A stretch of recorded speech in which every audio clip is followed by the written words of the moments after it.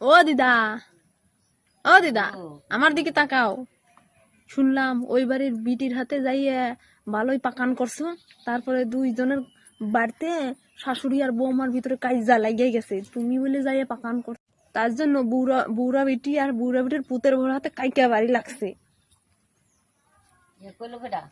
ওই আরে কইলো কিটা দেহ গা ওই বাড়িতে কেমন কাইকে বাড়ি লাগছে, জম্বের কাইকে বাড়ি, মায়ের পিঠ হইয়া গেল দুই পুতের বউ আর শাশুড়ি। হ্যাঁ কি হয়েছে? কাইকে বাড়ি জম্বের লাগা লাগছে।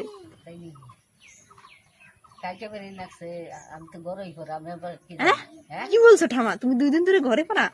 তুমি তো টল টল মাজা ডুলাই ডুলাই গিরামটা গেতেছো। তুমি ঘরের তো বাইরে পারো না? আমি ঘর তো বাইরে পারি না, আমি ব্যথার জ্বালায় তোমার কনে ব্যথা দেখাও তো একটু। উঠতে পারি না। কনে ব্যথা?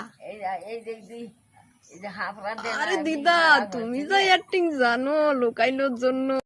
আমি নড়তে পারি না, আমি মানুষের বাড়ি যাবো কাজ দেখো।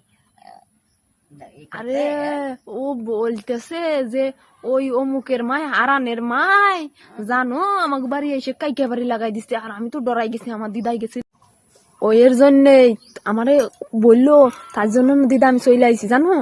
তাইলে আমি তো দেখছি তুমি গেছিলা কাইকে বাড়ি লাগাই দিছাও, তুমি যদি আমার 100 টাকা দেও তাইলে আমি তোমার নাম কমু না, তুমি দিবা? দিবা আমার 100 টাকা? দিব। দিদার কাছ থেকে 100 টাকা লইয়া আমি জানো কোথায় জানো? আমি যেমন পিকনিক করবার, তাই দিদার বই মই দেখাইয়া 100 টাকা নিয়ে নিলাম। কেমন লাগলো তোমাদের আমার